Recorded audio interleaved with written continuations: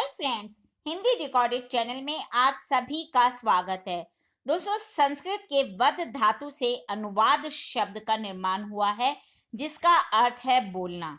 और वद धातु में अप्रत्यय जोड़ देने पर भाववाचक संज्ञा में इसका परिवर्तित रूप हुआ वाद, जिसका अर्थ है कहने की क्रिया या कही हुई बात। वाद में अनु उपसर्ग जोड़कर अनुवाद शब्द बना है। दोस्तों, अनुवाद एक व्यापक तथा बहुधा अनिवार्य तर्क संगत स्थिति मानी जाती है। अब अनुवाद होता क्या है, इसे जान लेते हैं।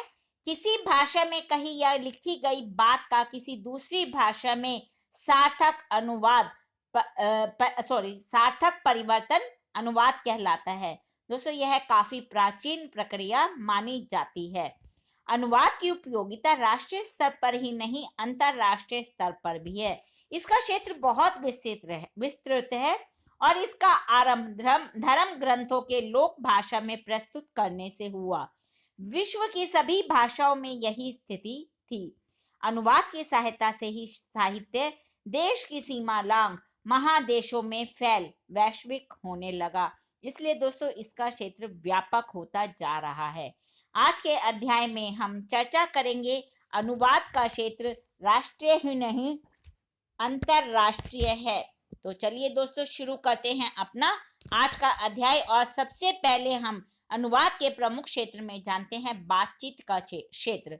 दोस्तों, जब भी हम अपनी मातृभाषा से भिन्न भाषा में बोलते हैं, तब हम स्वयं भी अनजाने में अनुवाद करते हैं। क्या होता है, हम अपनी मातृभाषा में उस बात को सोचते हैं, फिर मन ही मन जिस भाषा में हमें उसे बोलना उसमें उसको अनुदित करते हैं, और जो अनुदित रूप है वही फिर हम उसके जिसकी भाषा है उसी के सामने हमारे मुंह से निकलता है।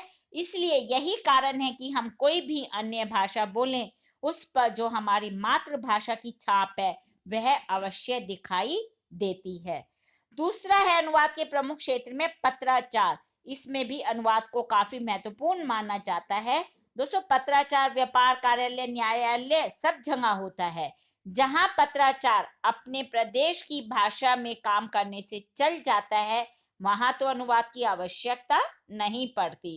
किंतु एक ही प्रदेश में कई भाषाएं बोलने वाले भी हम देखते हैं पीढ़ियों से रहते आ रहे हैं, और उनके लिए प्रादेशिक भाषा भी पराई रहती है। जैसे हम केरल में देखिए, तमिल भाषा और कन्नड़ भाषा काफी संख्या में है। उनके लिए केरल की प्रादेशिक भाषा जो मलयालम है, उसका पत्राचार अनुवाद को आवश्यक बना देता है। और जो व्यापारी बड़ी कंपनियों से माल मंगाते हैं या फिर उन्हें माल बेचते हैं, उन्हें भी उन कंपनियों से पत्राचार कंपनी की भाषा में ही करना पड़ता है। तीसरा प्रमुख क्षेत्र है धार्मिक क्षेत्र। धर्म के क्षेत्र में प्रायः सभी देश किसी विशिष्ट भाषा का व्यवहार करते हैं। जैसे हम देखेंगे कि भारत में संस्कृत हिंदू धर्म की भाषा रही है, और जितने भी बौद्धों के धर्म ग्रंथ हैं वह पाली भाषा में हैं। ईसाई लैटिन या सीरिया का प्रयोग करते हैं, मुसलमान अरबी का। अतः ऐसी धर्म भाषाओं के पंडित सामान्य लोगों में प्रचार करने के लिए ग्रंथों का अनुवाद करते हैं। चौथा प्रमुख क्षेत्र है न्यायालय। न्यायालयों में अनुवाद अनिवार्य हो जाता है। इसके कई कारण हैं, जैसे न्यायालय में कर्मचारी, वकील, प्रार्थी लोग अदालत के प्रमुख अंग माने जाते हैं, और अदालत की भाषा प्रायः अंग्रेजी होती है। इनमें मुकदमों के लिए आवश्यक कागजात अक्सर प्रादेशिक भाषा में होते हैं, मगर पैरवी जो होती है जब वह अंग्रेजी में होती है। इसलिए यहाँ भी अनुवाद की नितांत आवश्यकता होती है। अगला क्षेत्र है कार्यालय, ऑफिसेज में। हमारे देश की अधिकांश कार्यालयों की भाषा हम देखते हैं वो अंग्रेजी है। मुश्किल से पंचायत व गांवों के स्तर पर प्रादेशिक भाषा का व्यवहार किया जाता है। अतः आम लोगों को अपनी अर्जियां तक अंग्रेजी में लिखनी पड़ती है, और यही जो कारण है, यहीं से अनुवाद की प्रक्रिया शुरू हो जाती है। पुलिस, मैजिस्ट्रेट जैसे अधिकारियों के कार्यालयों में अनुवाद का काफी जोर रहता है। कुछ रजिस्ट्रेशन के विभागों में निचले स्तर पर प्रादेशिक भाषा काम देती है, और ऊपरी स्तर पर अंग्रेजी, और इनमें चर्चित विषय प्रांत का रहता है। तो ऐसे में अनुवाद के बिना इसे आम जनता तक पहुंचाना असंभव होता है। यहाँ पर भी अनुवाद की काफी आवश्यकता पड़ती है। शिक्षा का क्षेत्र, यह क्षेत्र तो अनुवाद के बिना कभी भी आगे नहीं बढ़ सकता। दोस्तों, आधुनिक युग में समाज विज्ञान, अर्थशास्त्र, गणित आदि अनेकों विषय सीखे और सिखाए जाते हैं, और इनके जो उत्तम ग्रंथ हैं वो अंग्रेजी में ही नहीं है बल्कि अन्य विदेशी भाषाओं में भी लिखे हुए हैं। उनका भी अनुवाद किए बिना ज्ञान की वृद्धि नहीं हो पाती, और भारतीय भाषाओं को अध्ययन का माध्यम बनाने के बाद इसकी अनिवार्यता हमारे देश में काफी ज्यादा बढ़ती जा रही है। दोस्तों, अगला है साहित्य। अनुवाद के द्वारा ही हम अन्य भाषाओं की प्रतिभाओं को पहचान सकते हैं। दोस्तों, प्राचीन भाषाओं के ग्रंथों को आज के पाठक सिर्फ और सिर्फ अनुवाद के माध्यम से ही समझ सकते हैं, क्योंकि आज के लोग संस्कृत भाषा को बहुत ही कम समझते हैं। एक सीमित क्षेत्र की भाषा में लिखे हुए उत्तम साहित्य ग्रंथ संसार के व्यापक क्षेत्रों की भाषाओं में अनुदित होते हैं, तब उनका प्रचार व उनके लेखकों का सम्मान बढ़ता है।